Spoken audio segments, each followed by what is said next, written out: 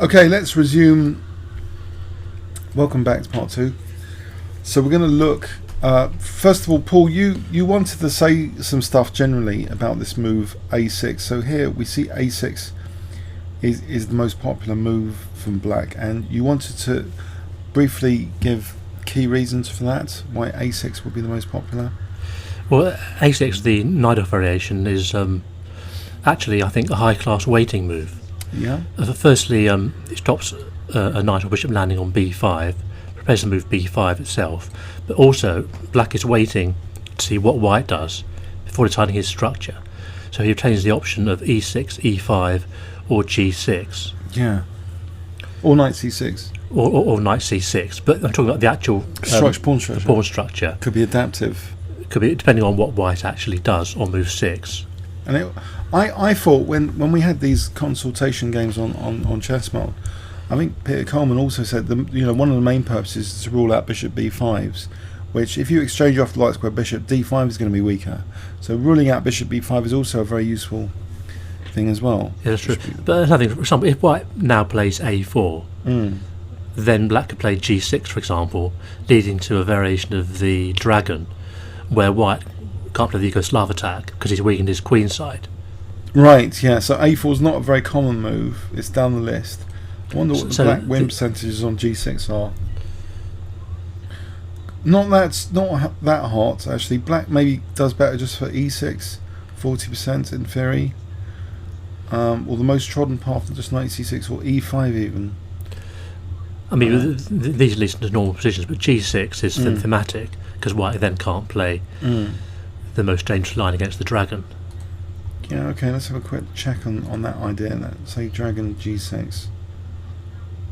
Isn't that's not called dragon? That's called Najdorf or something. Najdorf. Well, no, it's a dragon with moves a6 and a4 added in.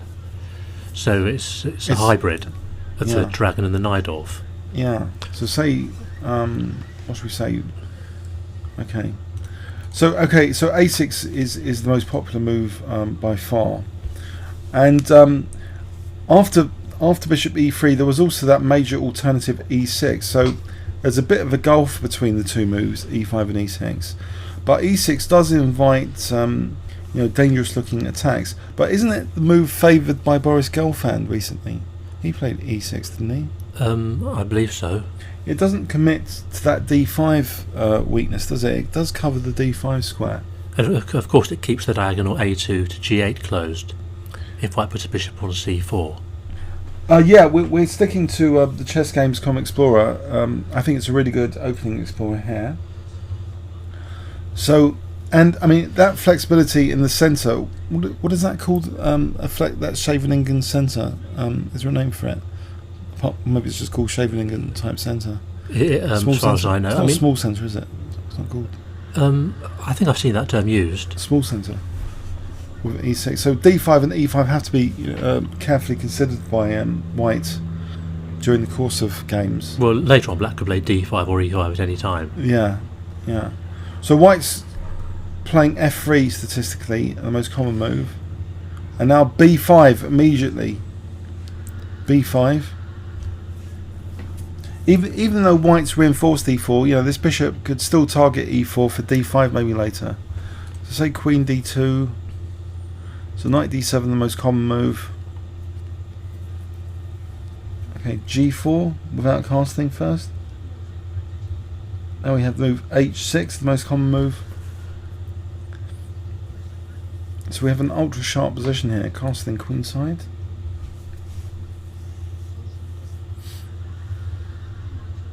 Carries on, bishop b7. It's still been seen many times. h4. b4. Now the knight going to a4 is the most common move here. Does that look strange to you, the knight going to a4? There's a line here where white ends up a pawn up, I think, and his king ends up looking rather alarmingly exposed, if it's the line I'm thinking of. Would you be playing knight a4 routinely, not knight ce2? That's the most trodden path move, knight a4. I would avoid this position myself, because I don't know it. Yeah. So knight a4, queen a5. Now note there's a pin actually on the B pawn here, and I've seen some I think correspondence games at least, where after B3 A3 is actually being played by white in some example games. I was referring to that earlier, and white's king ends up looking rather exposed for a pawn. So knight C5. Don't tell me it's here A3. So this is actually a theoretically highly trodden move in this position. Yes, I think we're moving into the line I was talking about.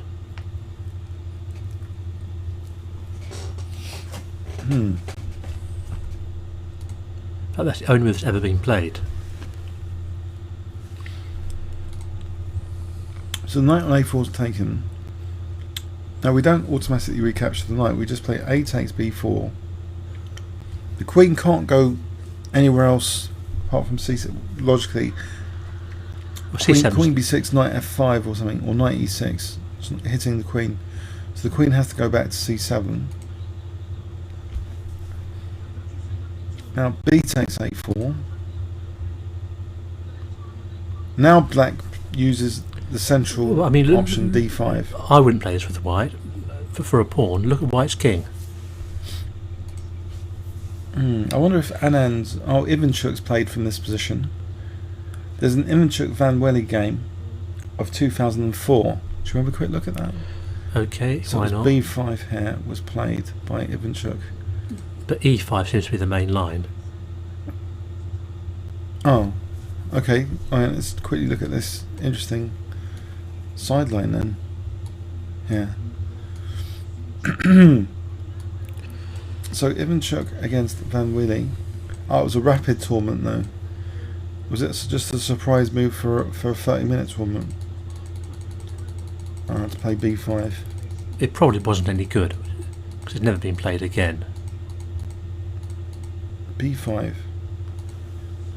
And taking. He's trying to get B5 square for knight B5. Okay. Well, black's king's still stuck in the centre here. Remember, it was a blitz tournament though. So knight C7 is a big threat. Queen F7 is a big threat now. Doesn't mind dropping C2, it's only one check. Well, white's better here, isn't he? I don't know. It's rather alarming. Well, after the exchange of queens, it's not so bad, is it?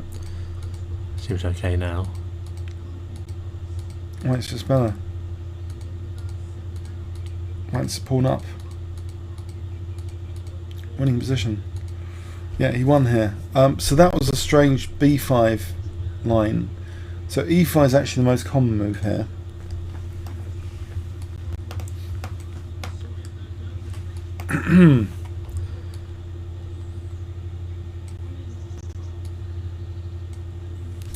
Okay, so we have knight D7, F4,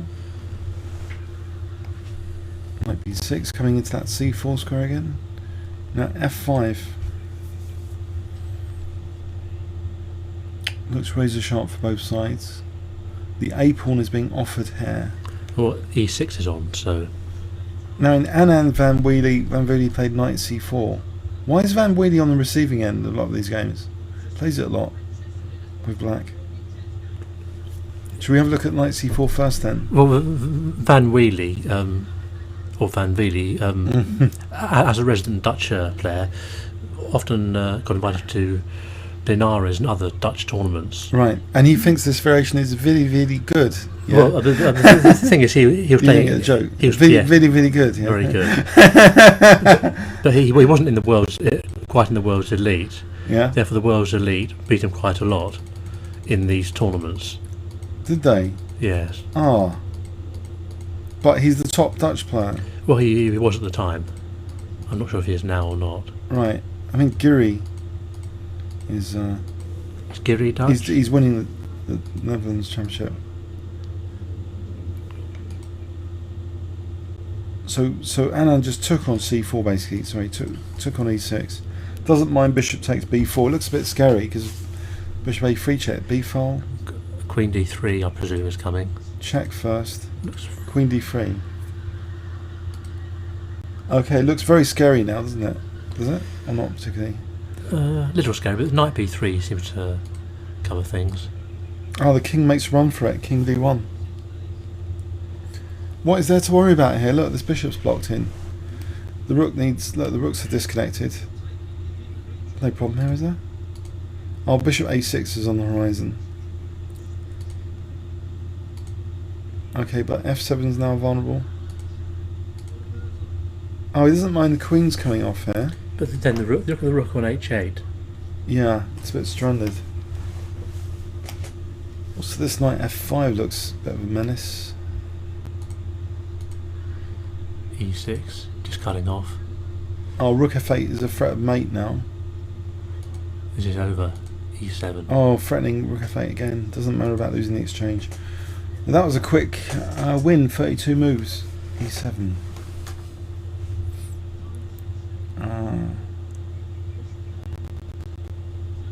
Okay. So,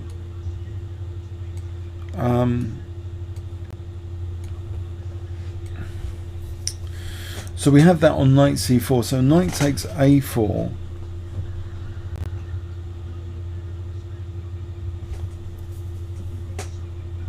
Okay, so we continue now. F takes e6, ploughing into black's pawn structure.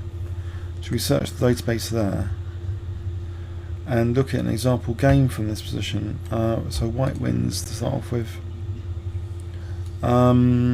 Which one? Sicilian game. Okay, so this is an example game now.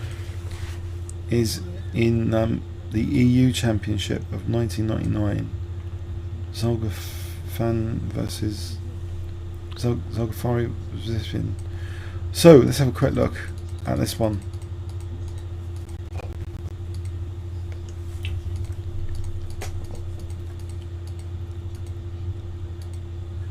So knight a4, b3, this a3 move, e5. Oh, if queen takes e5, bishop f4 traps the queen. Yes. Quick note on that. a4 is going to be sacrificed now just to accelerate the undermining of the pawn chain. Break into g6. Well, white can't play passively, he has to attack. He's getting control. Oh, what? Knight c3 was played here. Okay, so no recapture on e6. So knight c3.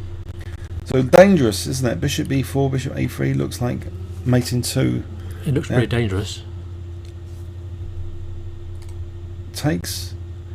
I guess queen d3 could be a key move here again because of queen f5, but also just to give the king d2 maybe. Oh, bishop d3. Okay, bishop d3. It's scary. It looks alarming. This is the open Sicilian. Yeah, this looks kind of scary. Check. So his king can't escape for the moment to d1 because of the knight. So what stunts does white pull off here to save this position? Because bishop a3 looks menacing, doesn't it? They have to move the queen, I think. Oh, you just move the queen somewhere, say f2, to give d2 for the king. Alright. d2 is given to the king. Check. Still looks pretty alarming.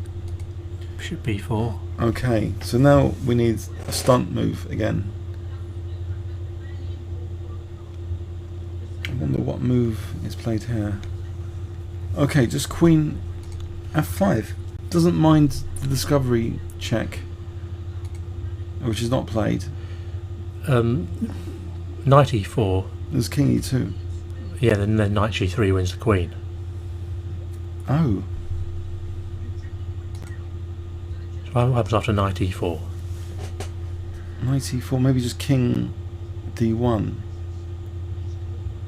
Well, then knight c3. Then you play king e1.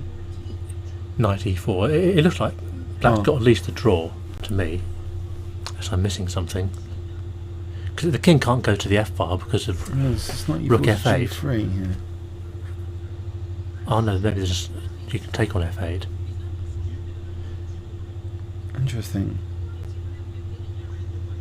No, it doesn't work.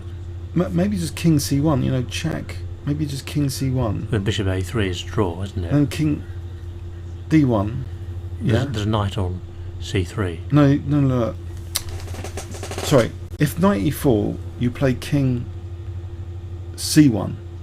Right. Yeah. Then what do you play with black? Because if bishop a3, then you play king d1. And if knight c3, you play king e1, and the bishop's on a3. Possibly, yes. It's rather complicated without looking at the position. Yeah, I think it's like that. So rook e8, this is getting kind of scary. So e6 threatening queen f7. It's getting scary for black as well. So king d1, queen g3. Okay. Mustang fan, hi. We're just looking at critical Najdorf variation with e6. So check. Rook f3.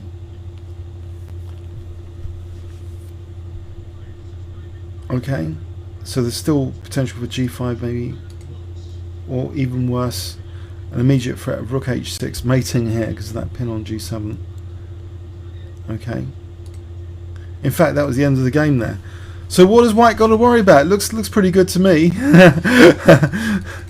So this variation looks very good actually for white so far from what we've seen. Shall we look at some black wins just to dispel that myth? Okay. There's only 2 black wins here. So what happened in this game? So statistically, it is favouring white in this game. So we see. All right, difference. That wasn't played in the other one, was it? It's the same. Oh, was it? Oh, he played bishop d3 here. There, the other one. e6 is different. Right, so we have a subtle difference. Check, and it looks as though the king is in trouble now. Here, the king's stranded on this side of the board, scheduled for execution. Like the bishop c3. Doesn't look too hot to me.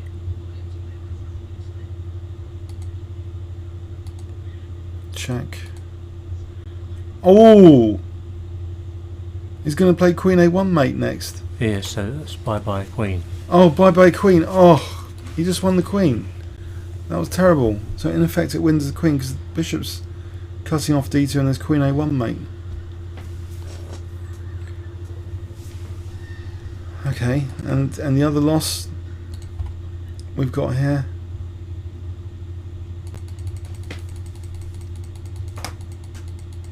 So white does have to be very, very careful in this line. You're quite right. Well, just look at the position. Check again. Ah, queens came off here. Probably black's attack rages on. Well, black's a pawn up. Check.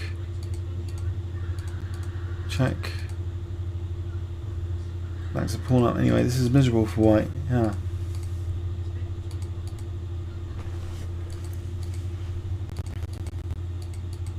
These rooks are coordinating quite well.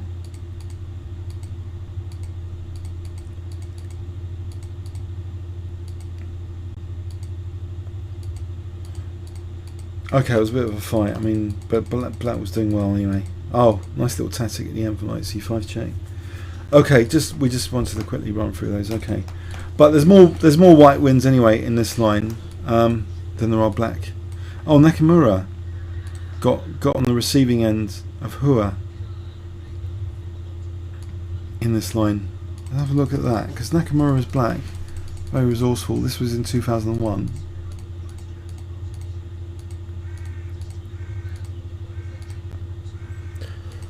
So a3. Of course, both these players played in the London Classic, the first one, a year or two ago. Yeah, and Nakamura, he really likes the YouTube channel actually. He blogs about it specifically. A friend of yours. So d5. Okay, so this is e5. So if takes bishop f4, so it looks dangerous. Give up the e pawn, a pawn. And now, so bishop d3, I think, is probably a better move from what we've seen so far. It looks logical. Connects the rooks up. Bishop e4s are now possible. Check. Right, so we have this situation with the checks again. Check. Now he can take on e4 as an option, he does. g5.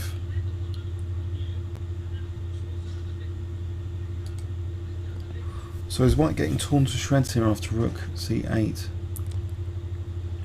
The problem for black is that rook on h8. Yeah. If you could move to f8, black would be better. Ah, this move maybe has got an implication of bishop b3 as well as defending f7. Bishop b3, Possibly. takes queen c2, that sort of thing. Well, Check. Check. What? there's a pin, isn't there, with rook f8? Ah! Sharp game. So, g6, just can't be playing g6. This rook, as you said before, is a big problem. We saw in another game the rook got stuck on h8. So even though white's the exchange down, how does he get the rook out? The king's going to have to walk miles. And of course g7 is weak as well. And g7 is weak, yeah. And this other c-pawn is getting dangerous. So also white's going to mop up e4 at some point. So he mops up e4. He's got enough compensation for the exchange, would you say? Yes, I would say he's doing very well indeed. There's 3 pawns here, which are looking menacing. In fact, Necker resigned here. Oh, sorry, the score sheet's here. So this was Hua Nakamura, 2001.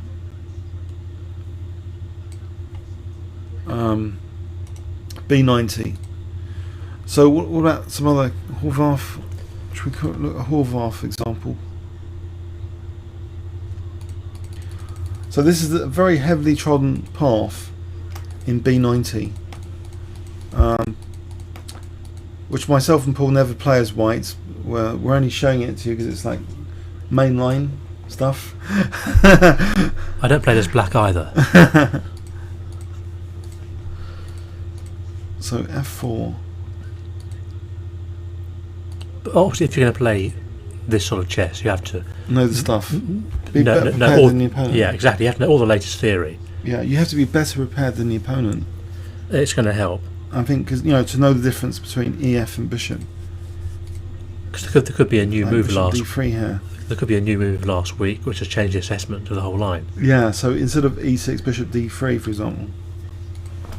This is scoring well for white. So E6 here. It's a horrible threat of queen F7. It seems logical, this battery on the F file. Does. Oh, I thought something like that was going to happen. Splat. Look at that.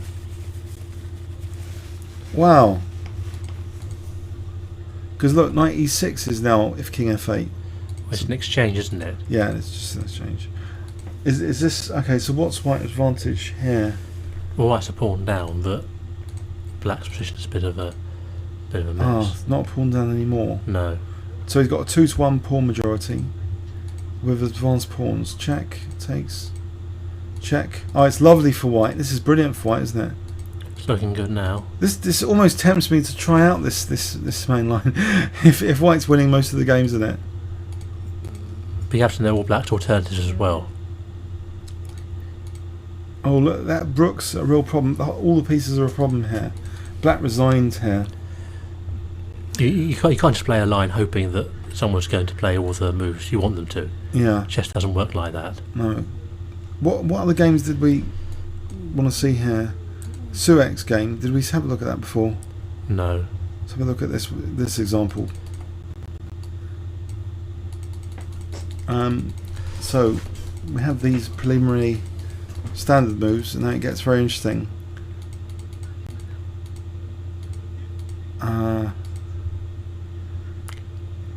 So it takes, I guess, bishop d3, yeah. So he's going to play Queen F2. Looks fairly standard. Take on E4. So this is all theory, isn't it? Rather alarmingly. Mind you, E6 is G5 now.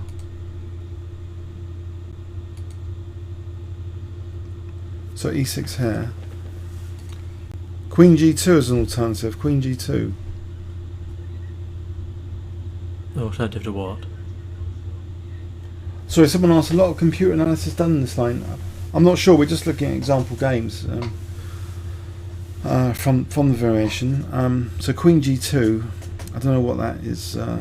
Well, G takes is the immediate threat for G7. Well, the Queen was on pre, so I had to move somewhere. Yeah, I mean, Queen F7 was in the previous game. Which was Queen F7 this doesn't work because the bishop's on D5. Oh, sorry, Bishop on D5, stopping Queen. Sorry, yeah.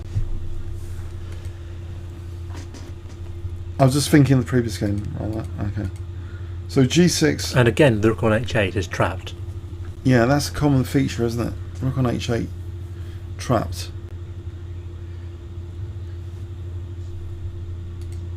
Check. Takes on E4.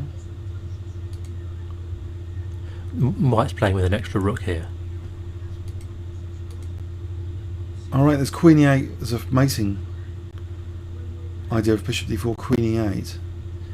Yes. Queen D4. There's Queen A8 as well. And there's Queen A8 as well. All spotted. Oh. Hang on. What was that? Why wasn't Queen A8 played here? Bishop F8 now. Yeah. So, right, he immediately got his material back here. Because if the bishop, say, went to C6... Then it's rook C7. Oh, yes, for rook C8 mate, because this pawn is really dangerous. Ah.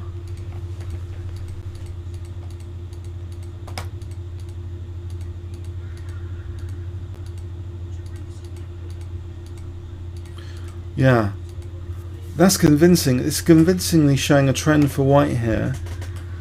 There's a Grischuk game we didn't see. Should we have a look just for completeness? Okay. So he's played into this line as well. So European Championship men's 1999. Grischuk as white. So he was in the World Championship qualifiers recently. He lost, wasn't it Girlfriend he lost him? I think so, yes.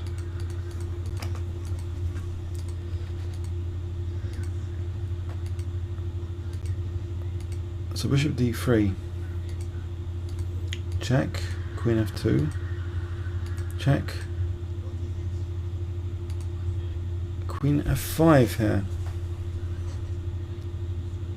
Alright, so you said about knight E4 and knight G3 check. We're back to the now King E2, game. this is what we were saying.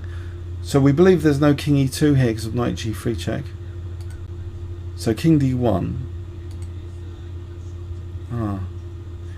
You see, I think there might have been King E1 in that thing. So that's why black varied. Check. What happens if white takes on F8 in that position? Well, as bishop takes F8. The rook takes knight E6. That's not good for white, no. Why isn't that good for white? That's interesting. No, he has that material down. Takes bishop F8, knight E6. Yeah, he just protects, doesn't he? He ends up the exchange down. Okay. So G5.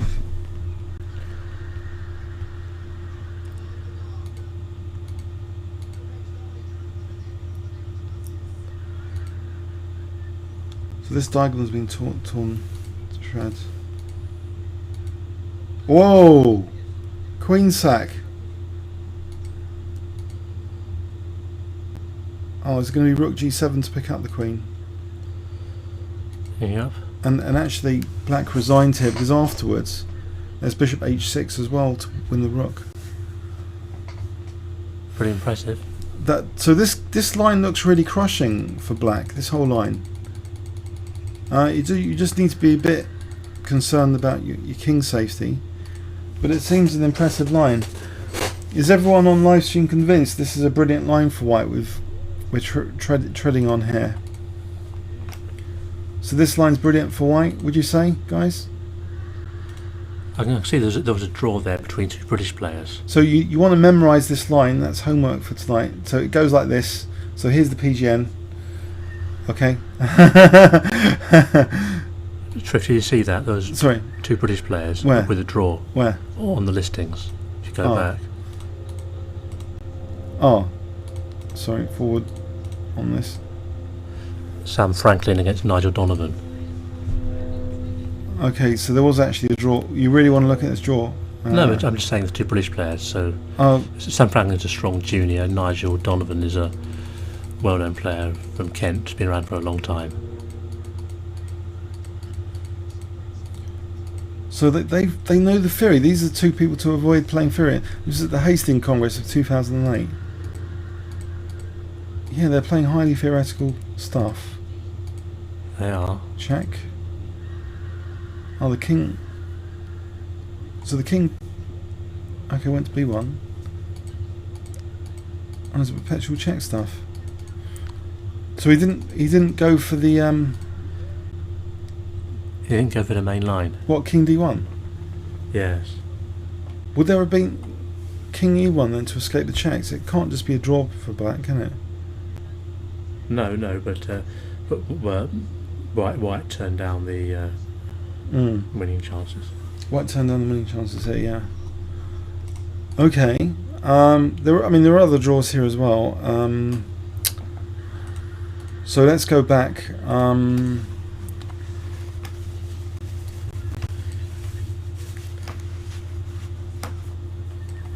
So we got this line FE6. We came to the end. Had to do a database search from that position FE6. Here. So that was in E6. That was a really sharp line in E6. Go to E6. Do we want to have a look at the any other E6 lines like Bishop E2 is the old classical? The old classical that Karpov used to play with great success. So we just use the castle calmly on the king side. Try and bind against black playing B5. Much simpler to play, isn't it?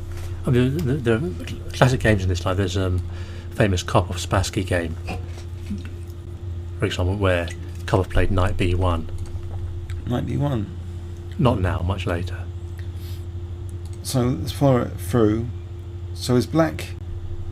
So he moves the king prophylaxis there. King H1 against the diagonal being used.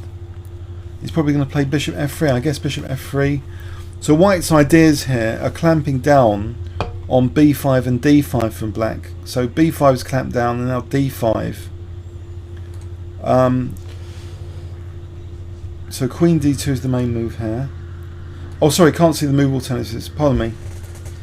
Sorry, you can see them now. Yeah. So Queen D2 is fractionally more popular than G4. Well, G4 is much more committal, obviously. So Knight B3, the most popular move here. It's a different character to the position. It's just positional, just trying to tie black down. Now G4 is the most popular move. But now it's a hedgehog type position. This looks like aggressive, fun stuff now. In this position, I think Neil Bradbury used to play this when I was playing black in Blitz against Neil Bradbury. I think he used to play this as white. This is very much like the famous Karpov-Kasparov game in the final game of one of the World Championship matches where Karpov needed to win. Yeah. And lost. But they say it didn't suit his personality. He didn't play the moves that were needed by opposition as much. So knight. Oh, Sokolov, Ribley. Should we have a look at Bishop F8? Okay. They're the top players of their day. So this is a completely different character, personality of the opening here. Sokolov, Ribley. And Andrei Sokolov was in the candidates. He was one of the top players in the world, and he just seemed to vanish. Vanish? Yes. his rate just went down and he never really came back again. Right. Not to be confused with Ivan Sokolov. Oh, look at this rook d3. This looks dangerous. This looks very dangerous. It looks crushing, really, doesn't it? That bishop is just shut out of the game totally. It is. Probably there's going to be a knight f5 at some point or something. Well, I don't know. Maybe not knight f5. I was white increasing the pressure. Maybe knight f5 is on the cards. Nope. Okay. What is he doing with his knights?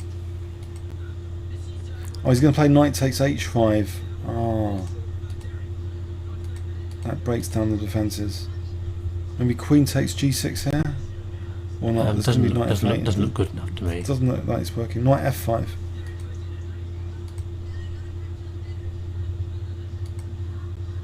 I think there was a threat of knight g7 after a queen sack.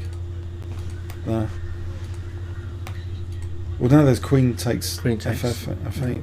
Yep. So that's how to play as white. Oh dear, oh dear. Oh. So there's alternatives here. Knight takes b3. C takes b3.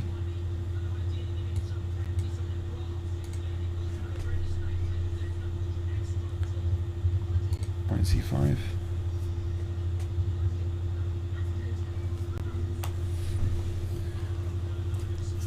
So I thought this was a positional line, but no, it doesn't seem okay. That's interesting. You know, white's still going for a kind of attack in this line, because I thought it started off positioning. If we go back, it started off positioning with this a4, but white's still got aggressive intent later. Well, a4 is just to restrain black's queenside play with b5. Yeah. So white's. I was wondering. I think I used to misplay the whole idea then of this line. There's no idea to line. White can play this line positionally or as well as aggressively. Depends on what black does. Mm. There's no compulsion to play a kingside attack. But it seems very attractive to play for g4, g5. Which is the way black played it. Black played quite passively. Let's say bishop f8. And therefore, white went with a kingside attack. Yeah. So bishop f8 here. So knight b3 is the most used move. Or equal. b6.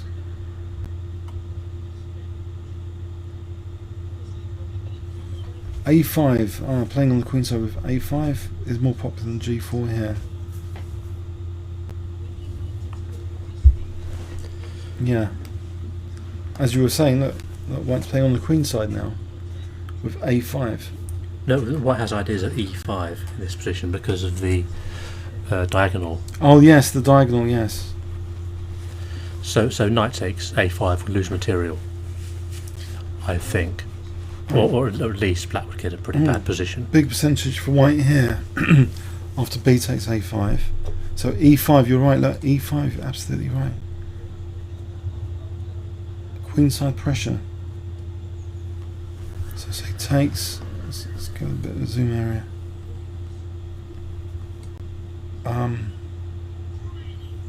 Takes, big percentage for white here. F takes. Rook d8 hitting the queen.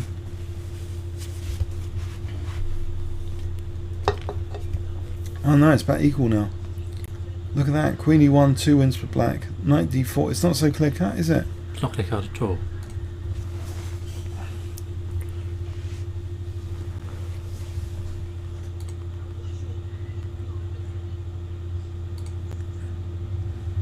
Bishop b7.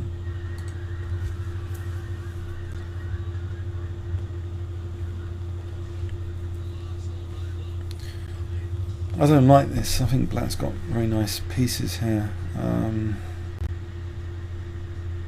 Because after he takes f6, white's a piece up. At least temporarily.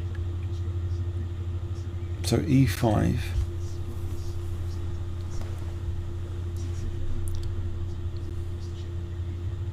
So we follow this through. This is a long line, isn't it?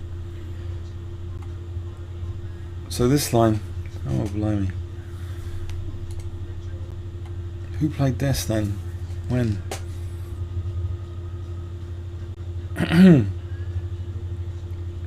Mustang fan writes, would Fisher have known this theory, or was it really evolved since his time?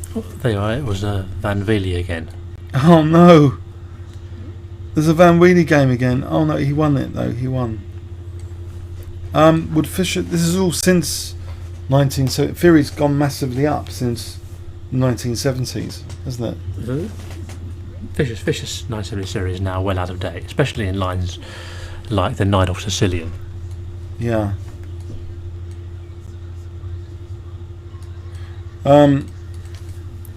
So Van Wheelie actually won with black hair.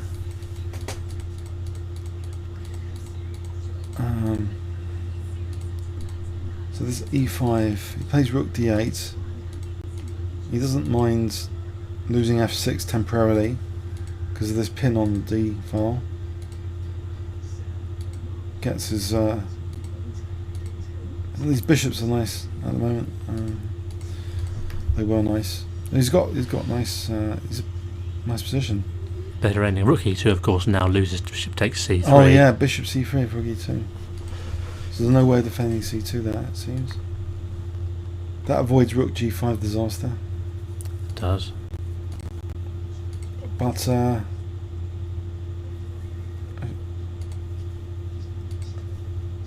right, he's just got the better ending now. Yeah, as you say. This should be a draw, though. Should be a draw. Bishop's a better piece, but it's definitely not winning. Just grinds it out.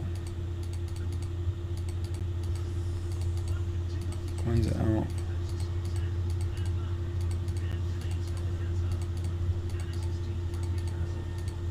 I wouldn't like to play Fury against these people. I think they know more than me. So yeah. he's going to win the drawn ending of rook and bishop against rook. Ah, interesting. Oh dear. Really? How long does this game last for? 96 moves. Oh dear.